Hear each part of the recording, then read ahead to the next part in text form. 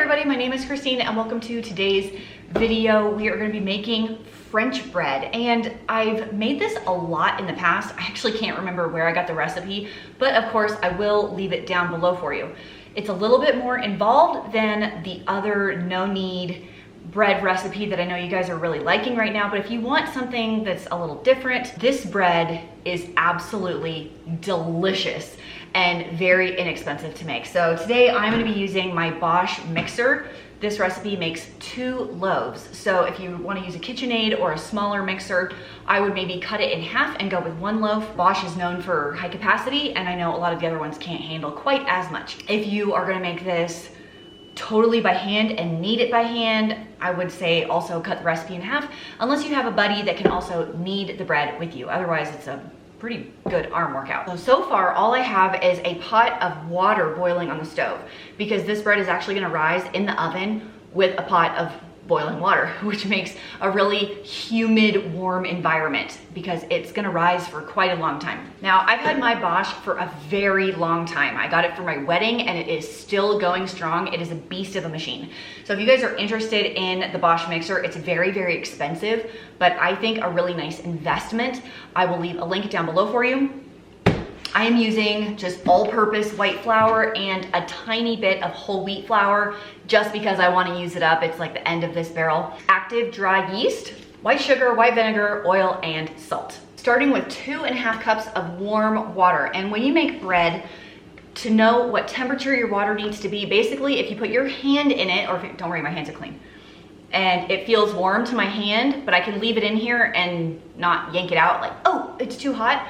That's the right temperature, because if it's too hot, like you're thinking, woo, I can't leave my hand in there, you will kill your yeast. But you do want it to be warmer than the air in the room.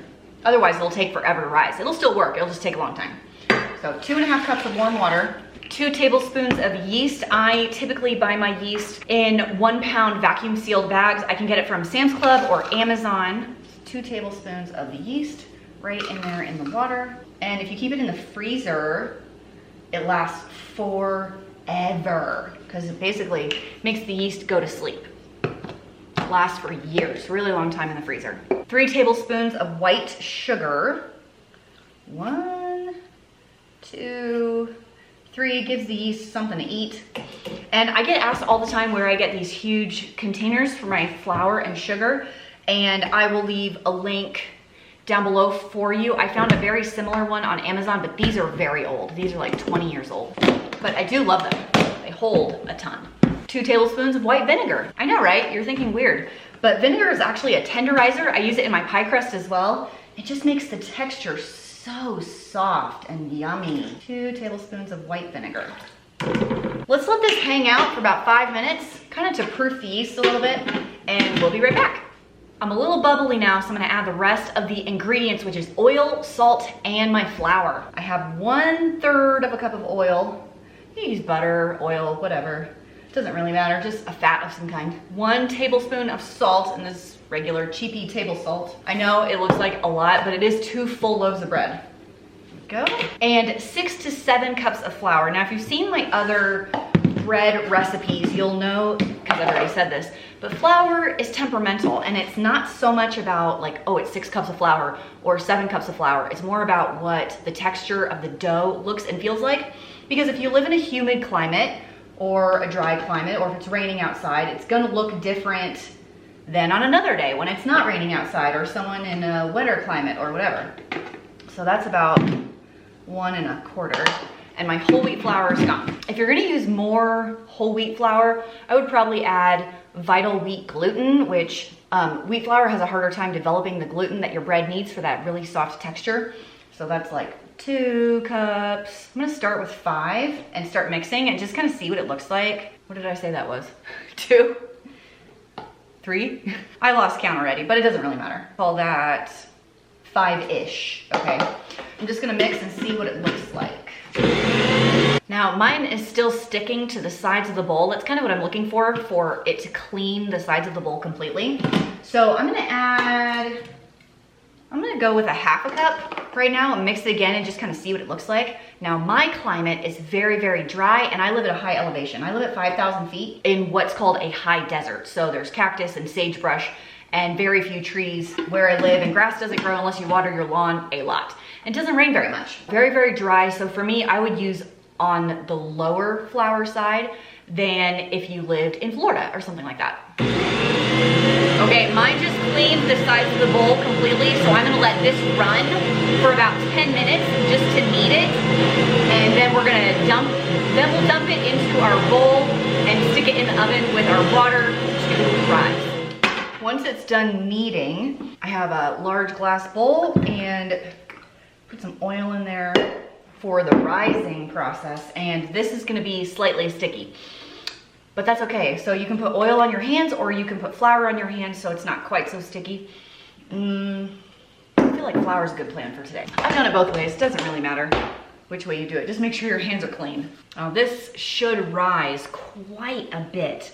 This bread is very floofy. Now, this is the part where you're gonna have to be patient and wait for quite a while because you want it to rise and you're gonna punch it down 2 to 5 times, depending on how much time you have to work with. 2 at an absolute minimum, and 5 if you have a lot of time. Like the rise and the punch down and the rise and the punch down is gonna give you really beautiful texture. And this French bread is unique in the fact that it's fairly soft, whereas if you would go to the store, the crust is slightly harder, if that makes sense. Give that a little flip so it's coated in oil all the way.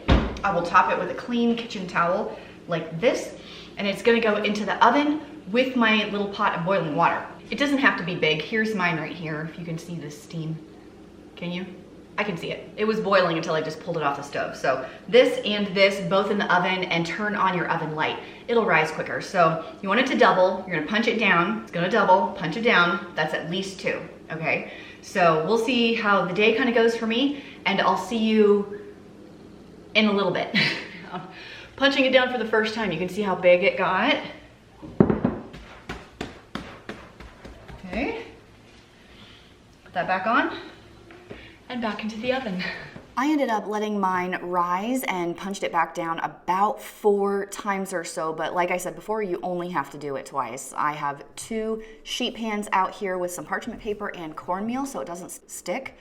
Technically, you don't need the cornmeal if you're using the parchment, but I like to double it up. So this is a kneading technique if you've never kneaded your own bread and don't have a mixer and want to try it out. So you just gather it and then push it away from you with the heel of your hand. So if you're going to knead it by hand, I would do that for about 8 to 10 minutes or something like that. Just put on an Audible book or watch some YouTube or something while you're doing it. It can be quite therapeutic. And I just picked up this dough cutter thingy from Amazon. It's amazing. If you don't have one of these, it's really low investment dollar-wise. It was less than $10. So if you're gonna play around in the kitchen with bread and doughs and pastries, I think this is a must-have. I cannot believe I went this long without it. So I'm just shaping my bread into like French bread loaf kind of shapes and slicing the top a couple of times with my little dough scraper. And my first one was a little shorter and wider, and my second one was longer and skinnier, mostly because I just wanted to see how they would cook with the slightly different shapes. We preferred the longer and skinnier one, but they both cooked beautifully. And once you're done making your dough shapes, you're going to cover them with your clean towel that you've used before. Let it rise for another 20 or 30 minutes until it doubles, and then bake it in the oven for approximately 30 minutes at 375 degrees Fahrenheit. I put my oven on convection because I had the 2 loaves in there, but if you don't have a convection oven, you're gonna wanna rotate them and switch them around just to make sure that everything is cooking evenly. Okay, here are my 2 loaves of bread, and you can tell that the longer, skinnier one looks more like a loaf of French bread. But I've let these sit for maybe 15 minutes out of the oven so they are cool enough to hold and handle, and we can slice them now. And the kids are already lining up to have some. Yes, we are.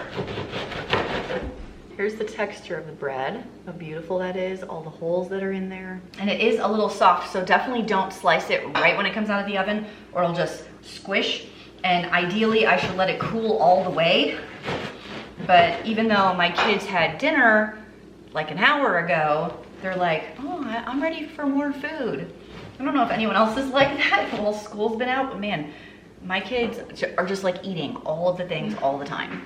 It's good just like this. You can put butter or jam on it. I'm simple. Just a little bit of butter, maybe a touch of honey. It's so good. And of course you can put it in soup. This is not gonna be like the crusty bread, right? This is much, much softer. So if you're having a hard time chewing, or your kids are having a hard time chewing the crusty bread, give this one a go because it's really, really good. I think the next bread recipe I'm gonna share with you is my oatmeal bread.